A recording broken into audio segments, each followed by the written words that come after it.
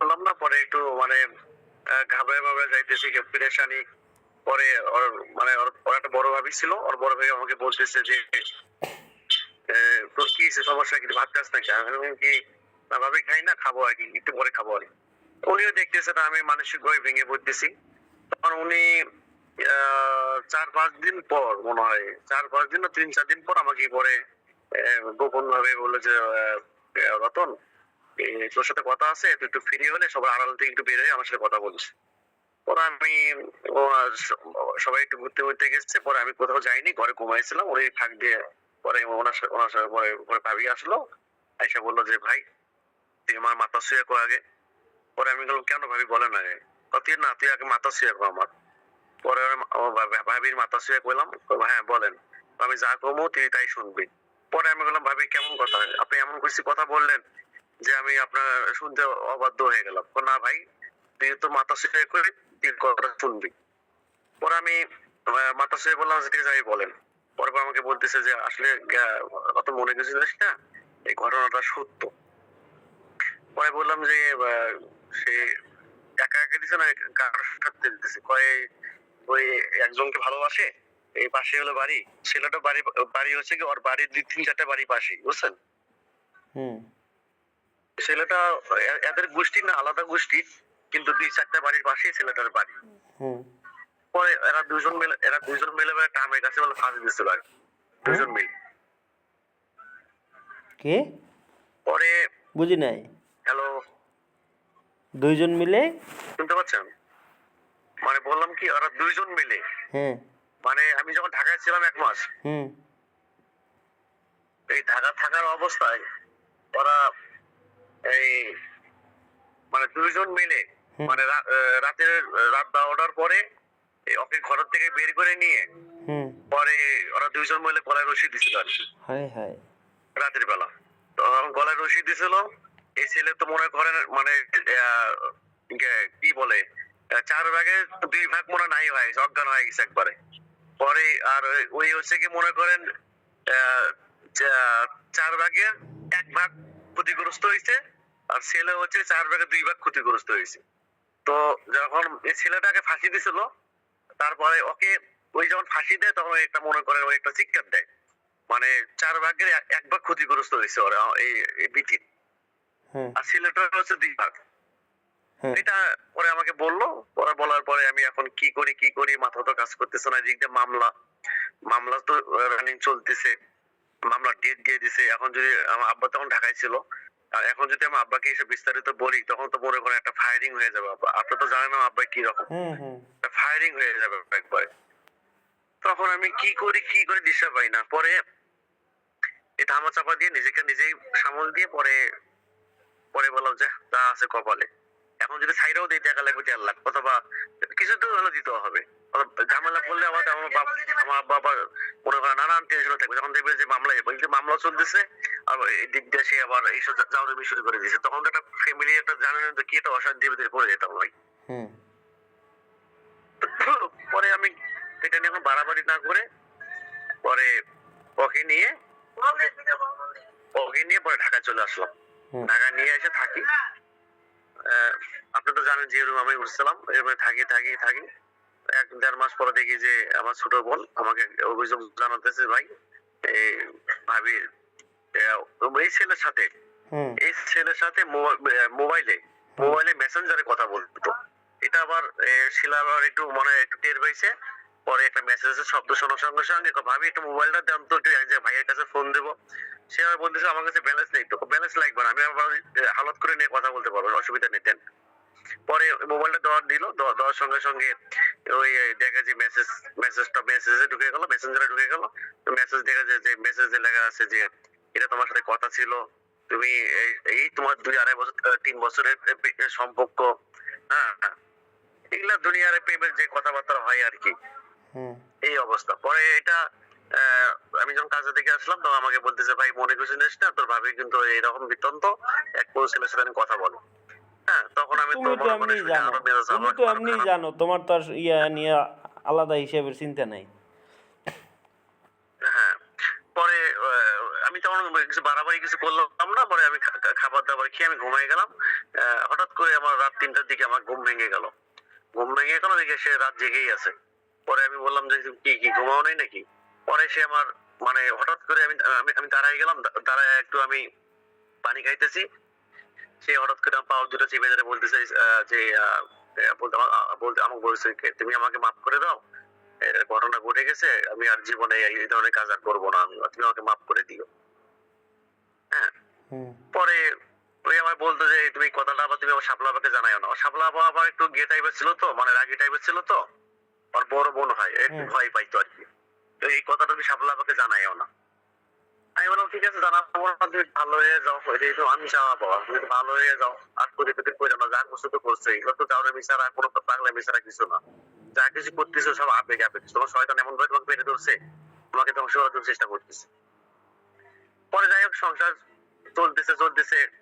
এখন ওই মানে যতটা আমি জ্ঞানী মনে করতাম, মানে মনে হয় যে যে ক্লাস 9 পর্যন্ত, সরি ক্লাস 8 পর্যন্ত পড়াশোনা করছে, মোটামুটি অনেক মহা জ্ঞানী মনে হয়। আসলে সে জ্ঞানের কোনো পরিচয় আমি পাইতেছি না, যে সে কি লেখাপড়া গুলো ক্লাস 8 পর্যন্ত এর মাথায় কাজ করতেছে না। তার মানে কথার একটা গোছ গাছ, স্বামীর সাথে কিভাবে কথা বলতে হয়, তারপরে দেখা যাচ্ছে যে শরীরের সাথে কিভাবে কথা বলতে হয়, শাশুড়ির সাথে কিভাবে কথা বলতে হয়, কোন টেকনিকে কথা বলতে হয়, কে কি ধরনের, তাকে যে যে যে ধরনের তার সাথে এইভাবে মানে কথা কৌশলে কথা বলতে হয়, এই টেকনিকটা তার ছিল না। তো আমাদের ফ্যামিলি, আমার ছোট বোনটা আমার মাটা রান্না বান্না করতো, এতে রান্না বান্না একটু ময় মশলা একটু কম খায়। আমাকে অভিযোগ জানাতে, তোমার আম্মা রান্না বান্না করে আমি খাইতে পারি না, কেমন বমি লাগে, এগুলো আমার খাওয়ার অভ্যাস না, আমি বাইটা না রান্না করলে খাইতে পারি না। আমি বললাম যে তুমি রান্না করো। পরে এবার রান্না বান্না শুরু করে দিল। ঠিক আছে, ভালোই চলতেছে, রান্না বান্না করে। হ্যাঁ, কয়েকদিন পরে মাস 3 না 3 মাস পর, মনে হয় 2 মাস পর, পরে ওর বড় বোন, দুলা ভাই, ওর ভাইয়েরা, সবাই আত্মীয় স্বজন যারা আছে সবাই বেড়াতে আসলো। আসার পরে অনেক কথাবার্তা বলতেছে, সবকিছু হাসি খুশি, সবাই তো হাসি খুশির মধ্যে আছে। এর মধ্যে ওর বড় বোনটা যে আগে সুদের ব্যবসা করে তা আমি জানতাম না। এই গ্রামে সবচেয়ে বড় সুদখোর আর কি, এই টাইপের আর কি, সুদের ব্যবসা করে, আমি জানতাম না। তখন এই আমার আব্বা সবাই মিলে এক জায়গায় বসে আছে, উনি বলতেছে যে আমার আব্বাকে বলতেছে যে মামাই, বাবাই, এই আপনি তো যেহেতু আপনার মামলার মধ্যে আছেন, হ্যাঁ, এখন জায়গা জমি কিনবেন কিনা বলে, যদি জায়গা জমি কেনেন তাহলে আমি একটা পাশে একটা জায়গা আছে, জায়গাটা আমার পছন্দ হয়েছে, আপনি যদি কেনেন তাহলে জায়গাটা রাখতে পারেন। এটা আমার আব্বাকে বললো। আব্বা, আপনি তো জানেন আব্বা একটু গিয়ে টাইপের আর কি, মানে একটু উনি কিন্তু ওনার মন মতো চলে, ওনার বুদ্ধিতে চলে, কারো বুদ্ধি নিয়ে এসে চলে না। উনি একবার এক পর্যায়ে একটু রেগে গেলেন যে তোমার আমি জায়গা কিনবো কি জায়গা কিনবো না, এটা আমার সিদ্ধান্ত, এটা তোমাকে বলার লাগবে জায়গা কিনবো কি জায়গা কিনবো না। একটু আব্বা রেগে কথা বলছে, এক কথা দিন দুই কথা দিন মনে করেন, এক পর্যায়ে একটু মনে কথা কাটাকাটির মতো চলে গেল আর কি, বুঝছেন।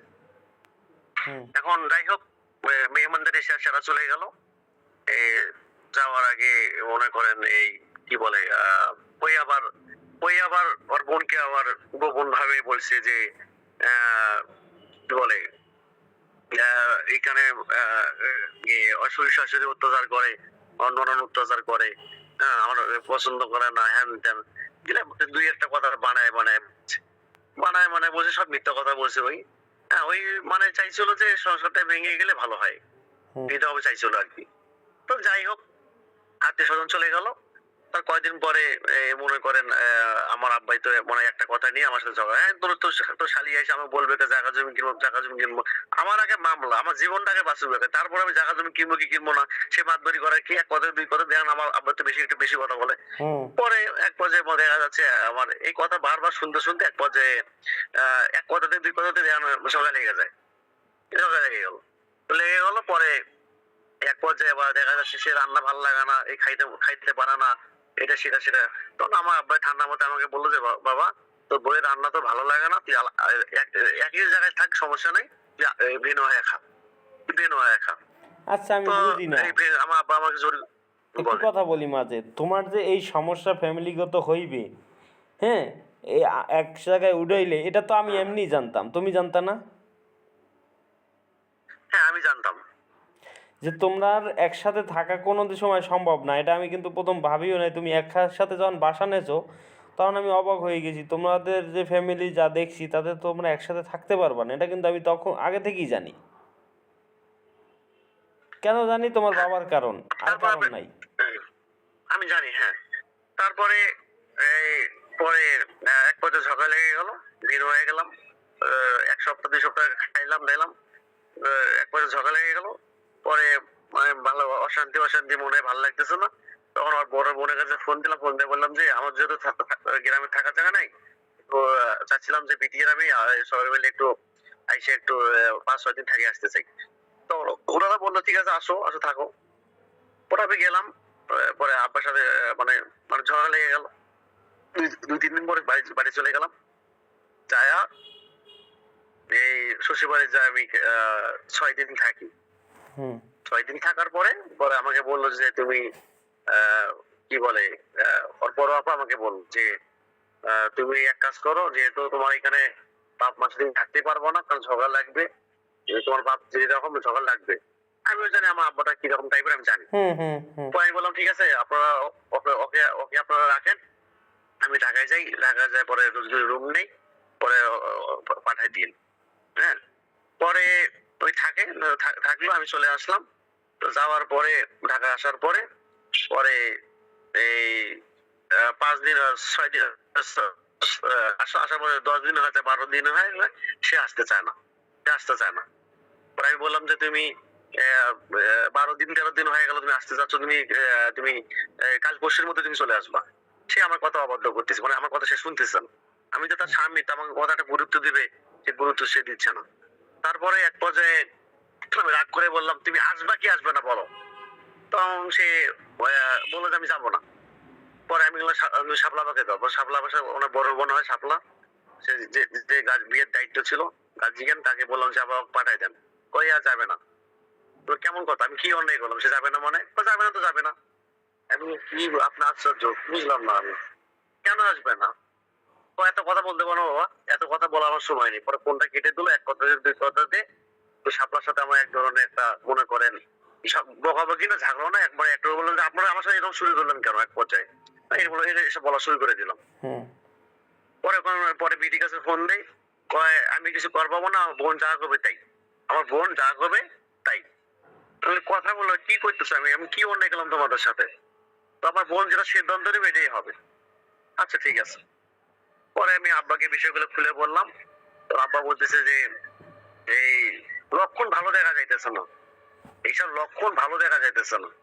তার বিয়ে হয়েছে, তার স্বামী আসতে বলছে, সে আসবে, সঙ্গে স্বামীর কথা শোনা তো সে সঙ্গে সঙ্গে চলে আসবে, কিন্তু লক্ষণ তো ভালো দেখা যাইতেছে না। পরে আমি ফোন দেই পরে ওর ভাবির সাথে কথা বলি, ভাবিকে বললাম ভাবি এই বৃত্তান্ত, তুই মাথা ঠান্ডা করে গাড়ি চালা, কাম কাজ কর, তুই এটা ঘর নিয়ে ওই ঠান্ডা মাথা যাইবো নি, আমি পাঠাই দিব বলে।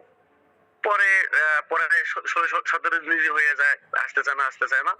পরে এক পর্যায়ে বললো, ওর বড় বোন বলতেছে হ্যাঁ যাবো, পাঠাই দেবো, এটা সত্য আছে। কি সত্য? যে তোমার বাপ পুতে যে ঝগড়া করে হ্যান ত্যান ভুগিচুগি, হ্যাঁ ওইটা ভয় লাগে, আলাদা তো রুম নিবাই, আর ওর নামে তুমি 1 লাখ টাকা দিয়ে দিবা, পরে অ্যাকাউন্ট করে ওর নামে 1 লাখ টাকা দিবা। আমি বললাম না, আশ্চর্য বিষয়, আমার বাবার সাথে ঝগড়া লাগছে, ঠিক আছে আলাদা ভাবে থাকবো, না আলাদা খাবো, আলাদা কামাই করবো, সবকিছু আমি আলাদা করবো, আর ওর নামে 1 লাখ টাকা দিতে হবে, কারণটা কি? নাহলে পাঠাবো না আমি। তো কেমন আশ্চর্য কথা। পরে এরকম মানে টান মারা শুরু হয়ে গেছে, 3-4 দিন হলো। পরে এক পর্যায়ে 1 লাখ টাকা যদি না দাও তো একটা ডিভোর্স খুলে দাও, ওর নামে মাসে 3,000 টাকা ডিভোর্স খুলে দাও। এটা কেমন অবস্থা, কি শুরু হয়েছে আমার সাথে? পরে আমি ওকে বললাম যে তোমার কি সমস্যা কি? আমার কোনো সমস্যা না, তুমি যদি আমার ডিভোর্স ফেলে দাও তাহলে আমার আপা পাঠাইবো আবার। আরে আমাদের বিয়ে তো বলো 4-5 মাসই হলো না, এতে তুমি এরকম শুরু করে দিলে কেন? বুঝলাম না কি হয়েছে তোমার, খুলে বলো আমাকে। পরে আমার কোনো সিদ্ধান্ত না, আপা যা বললো তাই। আমি আশ্চর্য বিষয়। ও এক পর্যায়ে আমি বললাম ঠিক আছে ডিভোর্স ফেলে দেবো, হ্যান ত্যান রাজি টাজি হলাম। আমার আব্বাই আবার দেখতেছে না মানসিক ভাবে ভেঙে পড়তেছি। পরে আমার আব্বাই আবার শাপলার সাথে কথা বললো, শাপলা বলতেছে এবারে মামাই না আপনার না, আমি যদি ডিভোর্স টিভোর্স খুলে দেয় তাহলে পাঠাবো হ্যান ত্যান। পরে আমার আব্বাই বললো যে আচ্ছা, স্বামী হচ্ছে ডিপিএস, আমার ভালো লাগে না, আমার সাথে ঝগড়া লাগে, অশান্তি লাগে, ওই রুম ছাড়াই দিয়ে আলাদা ভাবে রুম নিয়ে সে সে গাড়ি চালাবে, কাম কাজ করবে, বউ পালবে, শেষ। হ্যাঁ, আর তো কোনো কথা থাকে না। তাই আমার ডিভোর্স হলো, ব্যাংকে অ্যাকাউন্টে টাকা 1 লাখ টাকা দিতে হলে কি তোমাকে কি শুরু করে দিছো তোমরা? পরে আমার আব্বা ওর বড় বোন এক পর্যায়ে বললো যে আমার যা কমে তাই, যদি দেন তাহলে পাঠাই দেবো, নাহলে আমরা পাঠাই দেবো না, হ্যান ত্যান কিছু শুরু করে দিই।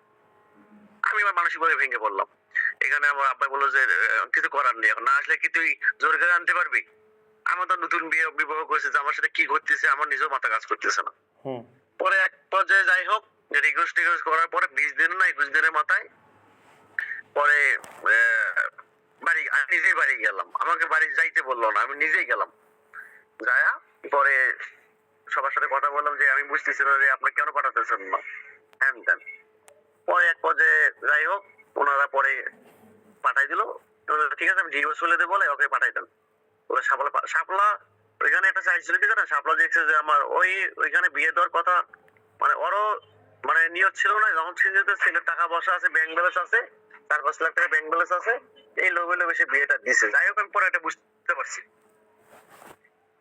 পরে এটা ওকে নিয়ে আসলাম, নিয়ে আসার পরে পরে আসার পরে গর্ভে আর সন্তান চলে আসলো। আচ্ছা